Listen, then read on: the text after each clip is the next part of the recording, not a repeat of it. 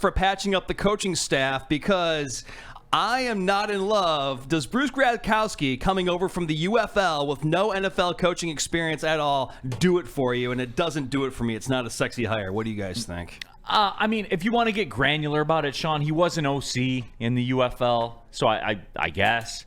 I don't know. Like, my statement remains the same, and I got killed for this on Instagram, but nobody in the history of jobs has walked in on their first day. And make no mistake, I know they have training camp and stuff like that, but their first day is week 1 of the NFL season. No question. That's your first day. Yep. No one ever has walked into a job on day 1 and had been running at maximum efficiency. So I don't expect the same out of them. I know, sorry guys, hey, hold on, I'm sorry about that.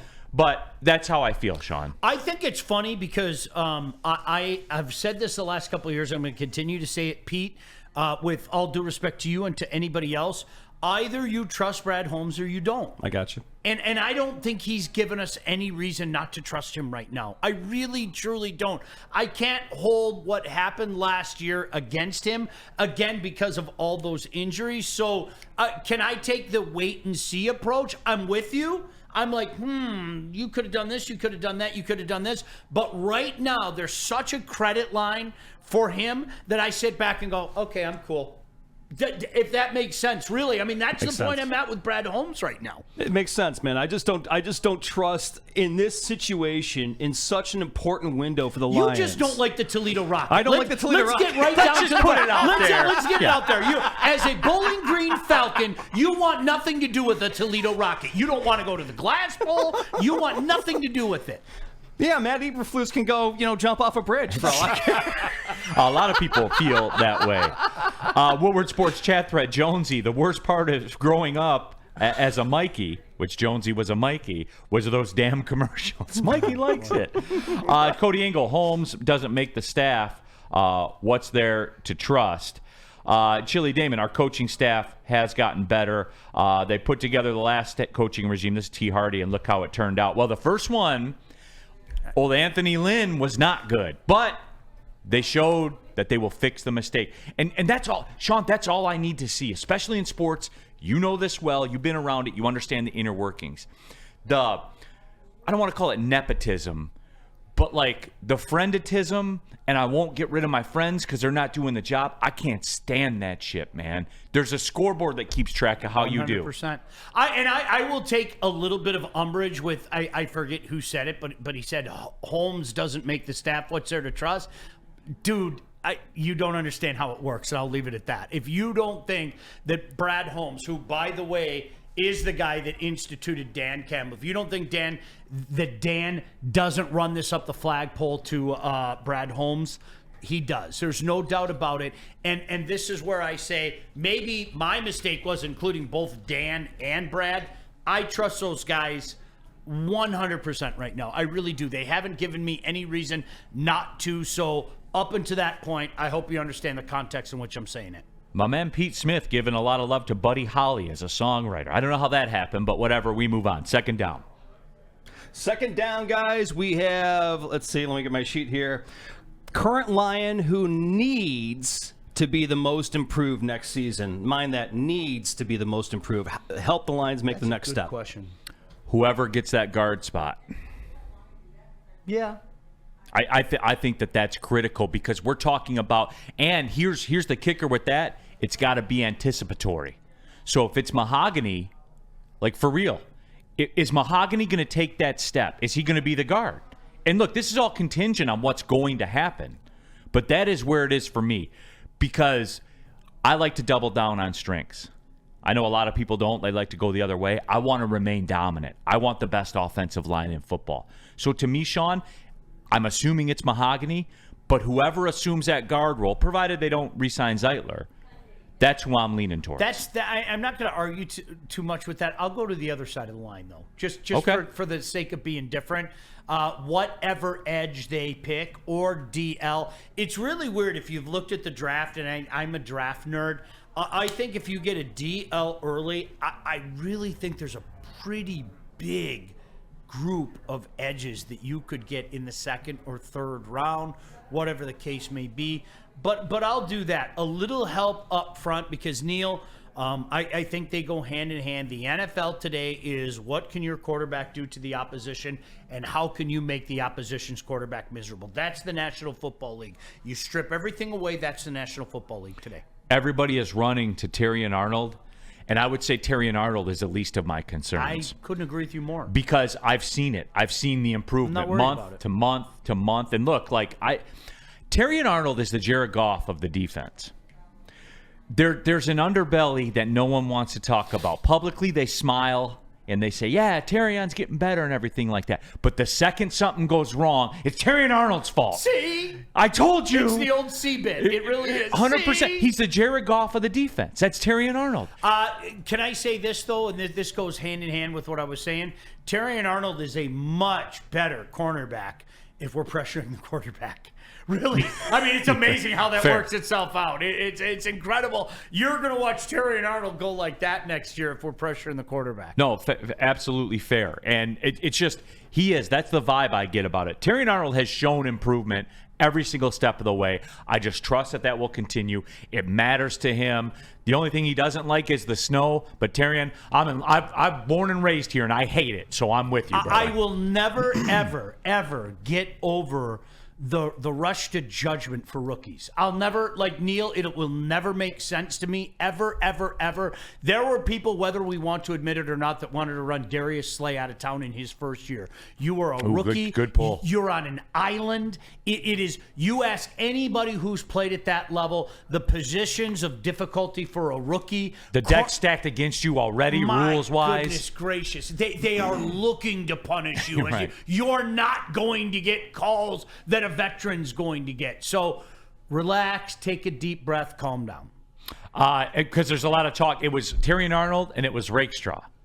Same deal, man. Exact same deal. Third down. You got it. Third down, guys. Dan Campbell is beloved here in Detroit. We all know that. So I'm going to challenge you guys out there in the chat. Which current or past coach of any pro, Detroit, or state of Michigan college or high school football coach would you compare the love that we currently have for Dan Campbell to from the past? Now, you're asking me. Wow.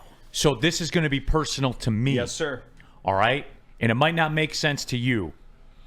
Wayne Fontes. I loved Wayne Fontes.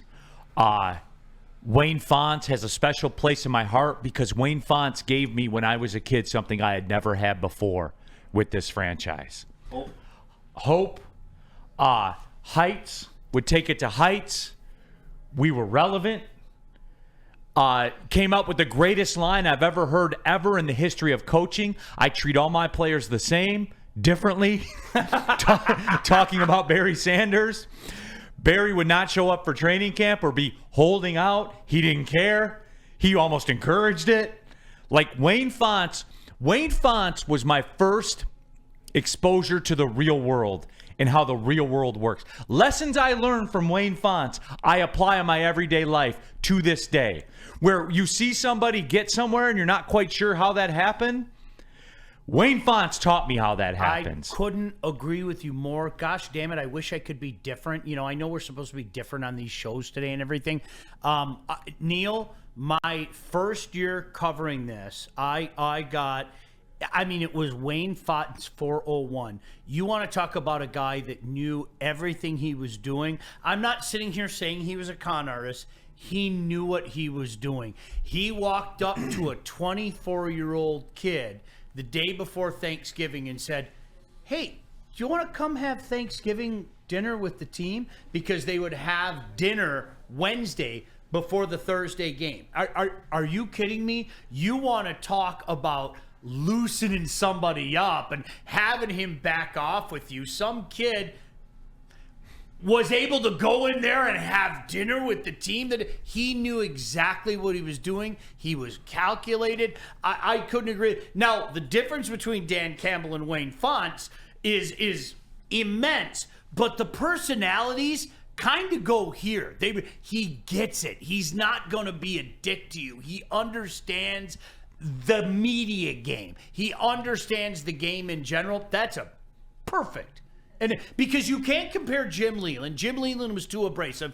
You certainly can't compare Scotty Bowman. Which they're getting a lot of run in the chat. Yeah. No, you can't. You got to trust me. As somebody who dealt with Scotty, and thankfully I got along with Scotty.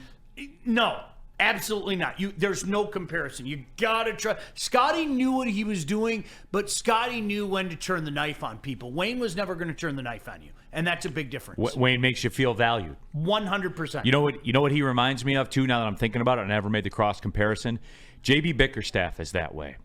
JB Bickerstaff, it's to me, it's not a surprise, like getting to be around him and doing the games on the radio in the preseason and early season and stuff like that. Like, I get the same vibes from JB. Like, he gets it. What's your biggest compliment about JB Bickerstaff? Well, you improved by 50% in defense, and he gets it. Scotty was play mind games with everybody, with his players, with the media. Scotty knew what he was doing, and he wasn't afraid to be abrasive, angry. Scotty Bowman, the individual, was awesome. Really, I mean, honest to goodness. And Neal, in fairness, I was fortunate enough to get him on some shows many years after he left and everything. Scotty Bowman was the most calculating, knew exactly what buttons to push. And if you don't believe me, ask Darren. Darren would tell you. Darren played for him. Darren would tell you. All right, we're falling behind pace. I knew we would. All right, fourth down. You got it, man. Fourth down, guys. How many people are going to be showing up to the inevitable Super Bowl parade here when it happens? Give me the total of the tally of people that will be in downtown Detroit when the Super Bowl actually is won. And I'm already predicting, guys, I'm going to say this right now, that's a 2-day event.